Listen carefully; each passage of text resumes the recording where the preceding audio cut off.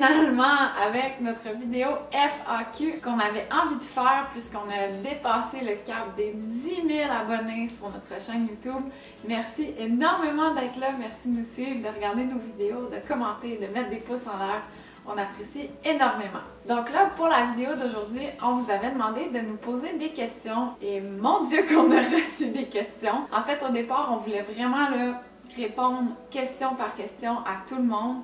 On a essayé, puis ça aurait fait une vidéo de genre 3h30. Donc aujourd'hui, on va comme regrouper les questions qu'on a le plus reçues, puis on va répondre de cette façon-là. On est mieux de commencer parce qu'il y en a quand même beaucoup.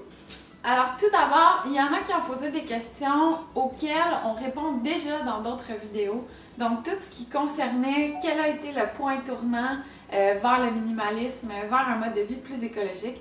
Vous pouvez trouver tout ça dans la dernière vidéo du Minimal Monday sur mon parcours de consommatrice. Et aussi, il y avait eu une question concernant les sacs qu'on utilise en tissu pour faire nos courses.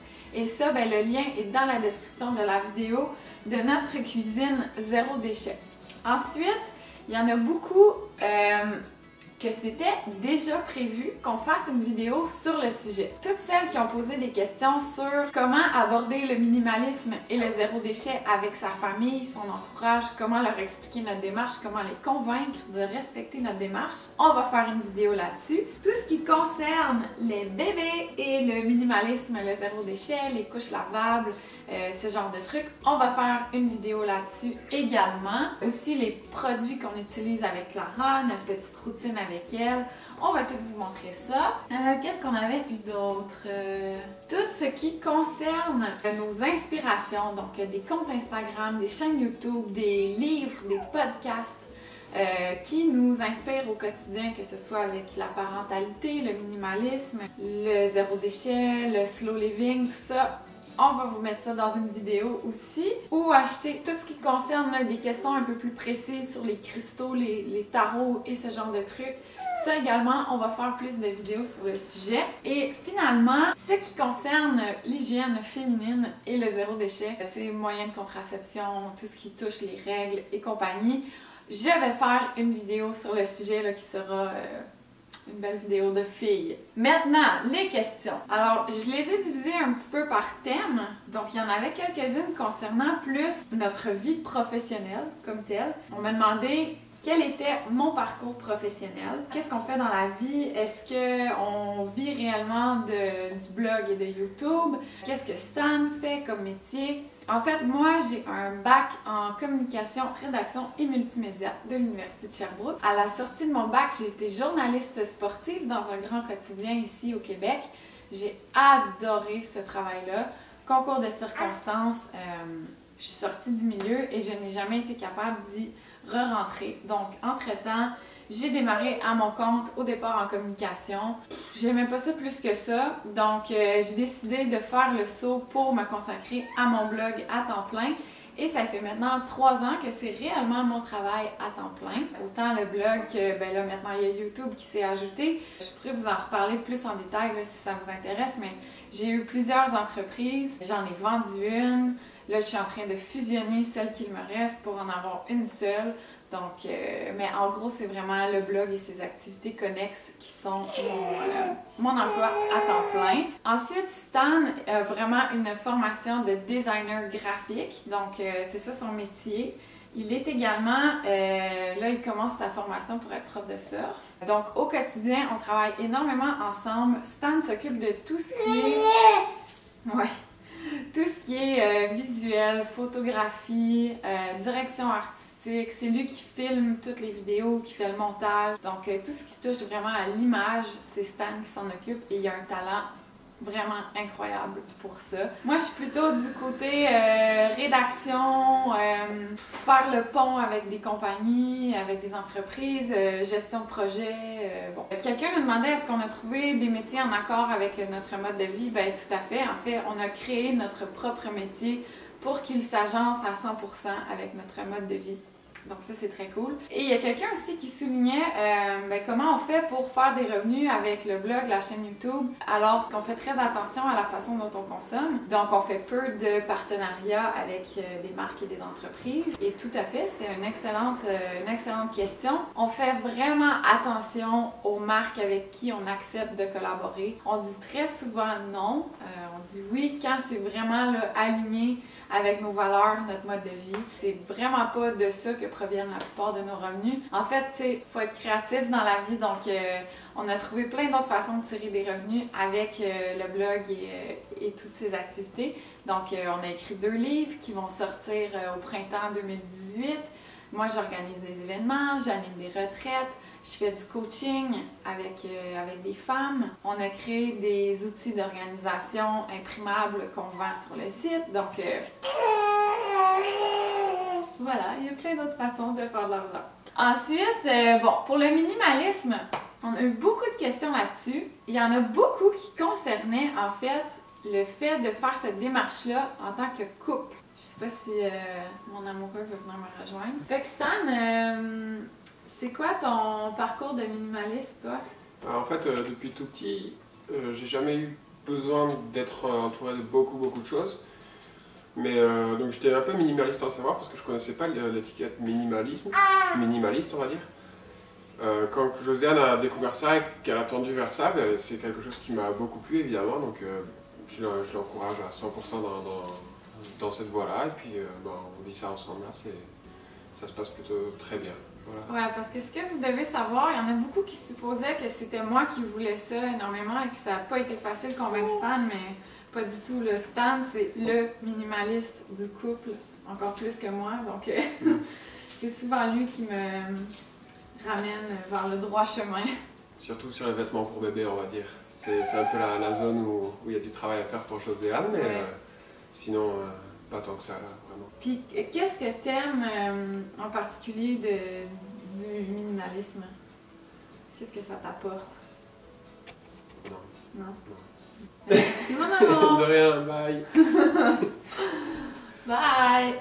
Donc, en lien avec le minimalisme, il y a beaucoup de gens qui nous ont demandé aussi, est-ce qu'il y a des choses qu'on s'interdit d'acheter? Est-ce qu'il y a des trucs sur lesquels on fait beaucoup de concessions? En fait, non, vraiment pas. Les choses qu'on va vraiment s'interdire, entre guillemets, d'acheter, c'est simplement parce que c'est pas en lien avec nos valeurs de consommation. Donc, par exemple, si quelque chose est fait de manière non équitable ou avec des matériaux toxiques ou non renouvelables, ben dans ce cas-là, non, effectivement, on va s'empêcher de l'acheter, mais pas parce que c'est pas minimaliste, simplement parce que on veut pas encourager ce type de commerce-là. Voilà, c'est ce qu'on pense de ça. Ensuite, on nous demandait, est-ce qu'il y a des domaines dans lesquels on n'est pas minimaliste, on n'a pas envie de le devenir, ou encore on n'est juste pas capable? Moi, je dirais que les livres, c'est un peu ma bébête noire, dans le sens que j'adore lire et je suis incapable de lire sur une liseuse là, électronique. Je trouve ça... J'aime juste pas ça. Ça me prend le livre papier dans mes mains, on dirait. Donc, j'achète encore des livres. Par contre, j'essaie vraiment d'acheter des livres que je sais que je vais relire ou qu'on va consulter souvent. Donc, tout ce qui est genre maternité, parentalité, méditation, des ouvrages de référence là, pour mes trucs un peu plus ésotériques, ou encore des livres que j'adore et que je relis constamment. Donc, par exemple, j'ai la série des Harry Potter au complet parce que j'adore cette série. Je suis vraiment geek de cette série, donc je les relis souvent. Mais sinon, à part de ça, il n'y a pas énormément de catégories, en fait, où on n'est pas du tout minimaliste. Il y a Mila Taillefer. En fait, Mila Taillefer, je tiens d'abord à dire bonjour puis merci parce que c'est une YouTubeuse qui nous a mis dans ses coups de cœur récemment sur sa chaîne YouTube. Et elle est vraiment le fun à suivre. Elle aussi, elle parle de minimalisme de temps en temps. Elle a des super vlogs de voyage, puis surtout si vous êtes intéressé par le shopping seconde main, c'est vraiment la reine des friperies. Vous devriez voir les trouvailles incroyables qu'elle a fait là-dedans. Fait que juste un petit coucou à Mila, je vais vous mettre sa chaîne dans la description de la vidéo si vous voulez aller la suivre. Mila nous demandait comment convaincre quelqu'un que c'est pas too much. Donc par exemple, lorsqu'un proche pense que les petits gestes qu'on pose vont faire aucune différence, en fait, nous, ce qu'on essaie de faire, puis sur la chaîne YouTube, c'est un peu comme ça aussi, puis je pense que vous l'appréciez, on essaie de vraiment pas être moralisateur, ou de marteler notre point de vue, d'essayer de convaincre à tout prix que notre façon de vivre, c'est la bonne façon. C'est plutôt d'approcher ça avec bienveillance, de prêcher par l'exemple aussi. Tu sais, souvent, nos gestes parlent beaucoup plus fort que notre parole. Puis au fil du temps, ça finit par faire son petit bout de chemin. Puis la personne va souvent d'elle-même commencer à voir que ah ok oui ça fait une différence positive ou ah c'est pas si compliqué de vivre comme ça. Aussi on m'a demandé est-ce que je trouve ça plus facile d'être zéro déchet en France qu'au Québec. Je dois dire que oui parce que en France il y a des marchés partout comme nous on est dans une petite ville, un petit village. Puis on a accès à un marché à l'année longue 2 fois par semaine. Et quand on va au marché, c'est vraiment simple de réussir à être zéro déchet. Vous pourrez aller voir notre vidéo sur la cuisine zéro déchet. Pour ça, on vous montre comment on fait nos courses. Côté plutôt vie privée, là, nous deux, vous aviez quand même des petites questions. Donc, j'ai 29 ans, Stan a 27 ans. On s'est rencontrés au Nicaragua, pur hasard de la vie. Tous les deux, chacun de notre côté, on a décidé d'aller dans la même petite auberge, dans le même petit minuscule village du Nicaragua. On s'est retrouvés au même moment, au même endroit. Si ça vous intéresse, là, on pourra peut-être vous faire une vidéo sur notre histoire parce qu'elle est quand même spéciale puis on la trouve belle, mais elle est quand même longue aussi à raconter, donc je ne vais pas trop me mettre dans les détails. On a choisi d'habiter en France pour la simple et bonne raison que tous les deux, on surfe beaucoup et c'est important pour nous. On a besoin de ça dans notre quotidien. Donc, on a choisi un endroit où on pouvait pratiquer le surf au quotidien. Comment on a choisi, en fait, le village où on s'est installé? C'est que l'an dernier, on est allé passer 1 mois en France et on a fait la tournée de tous les villages qui nous intéressaient, autant sur la côte basque qu'en Bretagne, parce que c'était comme les 2 endroits qui nous attiraient le plus. Puis quand on est allé visiter Quiberon, on a passé une semaine là-bas en plein mois de décembre et on a vraiment été séduits, on a adoré autant la place que les gens, que l'ambiance, c'est relax, c'est très slow living. La vie est simple là-bas, l'endroit est magnifique, les vagues sont super belles et on a la chance d'habiter à 5 minutes à pied de la plage. Donc ça, c'est inestimable. Voilà, il y en a beaucoup aussi qui demandaient si on pense se réinstaller au Québec pour un jour. La réponse est non, simplement parce qu'on veut habiter au bord de la mer, et non seulement au bord de la mer, mais où est-ce qu'il y a des bonnes vagues. Donc le Québec ne nous permet pas vraiment ça. Sinon, on nous a demandé aussi, est-ce qu'il y a d'autres endroits dans le monde où on aimerait habiter? Il y en a plein. En fait, pour l'instant, on se dit vraiment que tant qu'elle n'est pas à l'école, on a la chance d'être mobile, de pouvoir se promener. Donc, on a vraiment envie d'aller habiter ailleurs. On ne sait pas pour combien de temps. Peut-être des périodes de plusieurs mois, peut-être 1 an ou 2. Le Portugal nous appelle beaucoup. La Norvège nous intrigue aussi. Le Danemark, l'Indonésie. Le Sri Lanka nous appelle beaucoup. Donc, on va voir. Là, on commence cet hiver, on s'en va 2 mois à Hawaï. Donc, on va commencer par ça. On n'est pas bien bon pour planifier bien loin, là. On est un peu plus, on se laisse porter par la vie. Quand on a des coups de cœur à un endroit, ben, on s'installe là pour un petit bout. Là, tout ce que je peux vous dire, c'est qu'on aime vraiment la Bretagne, on aime vraiment où on est installé. Reste à voir si on veut conserver ce pied à terre-là et plutôt se promener plusieurs mois à la fois tout en gardant notre maison en Bretagne, ou plutôt carrément aller habiter 1 an ou 2 ailleurs, puis 1 an ou 2 ailleurs, puis 1 an ou 2 ailleurs, puis peut-être revenir s'installer plus tôt définitivement. C'est à suivre. On nous a demandé aussi notre mariage. Est-ce qu'il a été minimaliste? Et je pense qu'il n'aurait pas pu être plus minimaliste. On était 6 personnes. On n'a rien acheté pour le mariage. Donc, je portais une robe que j'avais déjà. Stan portait des vêtements qu'il avait déjà. On a commandé le traiteur le matin même. ma mère m'a souligné le fait que ça serait peut-être le fun d'avoir des petites bouchées après le mariage. Donc voilà, on a fait ça le matin même. La fille a tellement ri de moi quand j'ai appelé pour dire « Ouais, bonjour, est-ce que ça serait possible d'avoir des bouchées pour 8 personnes ce soir? » Oui, c'est pour quel genre d'événement? C'est pour notre mariage. Ben voyons. Donc voilà, moi j'ai fait ça. Je pense que vous pouvez voir qu'on n'est pas des personnes stressées dans la vie. On l'a fait à la hauteur de nos moyens à l'époque, donc très simplement. On veut faire, en fait, cet été, on va faire une célébration là, avec famille et amis très proches pour souligner ça avec les gens qui sont très importants pour nous. Mais encore là, on garde ça vraiment simple. On veut faire un mariage zéro déchet.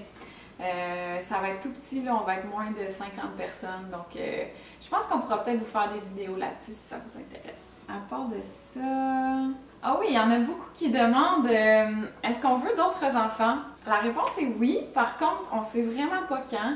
Moi, au départ, j'étais vraiment fixée sur tant qu'elle rentre pas à l'école, on n'a pas de deuxième enfant. Simplement parce que je trouve ça tellement facile d'avoir un seul enfant et de voyager. Tu sais, on peut la traîner partout, c'est pas compliqué. Dans ma tête, avec 2 enfants, c'est plus compliqué. Là, on n'est vraiment pas fixé, mais oui, on veut d'autres enfants, on sait juste pas quand. Il y a quelqu'un qui nous demandait comment on trouve ça d'être parent. Est-ce que ça a été une grosse adaptation? Puis, en fait, je pense qu'on s'était tellement préparé au pire que là, on est vraiment agréablement surpris à quel point, pour nous, c'est naturel, c'est facile. On s'empêche pas de rien faire, tu sais, on continue de voyager, on surfe presque à tous les jours. Oui, c'est une adaptation, c'est sûr. La vie est pas exactement comme c'était avant, mais c'est tellement une belle aventure. Puis Clara est vraiment un enfant fantastique, là, elle nous comble d'amour, ça n'a aucun sens. La vie est juste vraiment belle avec elle, honnêtement. Puis finalement, on m'a demandé également s'il y a des choses de mon ancienne vie qui me manquaient, que ce soit des objets ou juste la manière dont je vivais avant. Et je dois dire non, pas du tout. En fait, il n'y a même pas d'objet comme tel où je me suis dit « Ah merde, ça, j'aurais pas dû m'en débarrasser ». C'est ça, la vie est juste vraiment plus simple, plus belle aujourd'hui, donc il n'y a rien qui me manque d'avant. Et là, j'aurais vraiment aimé répondre là, individuellement à toutes vos questions, mais je sais que là, ça fait déjà vraiment trop longtemps que je parle, donc il faudrait que j'arrête.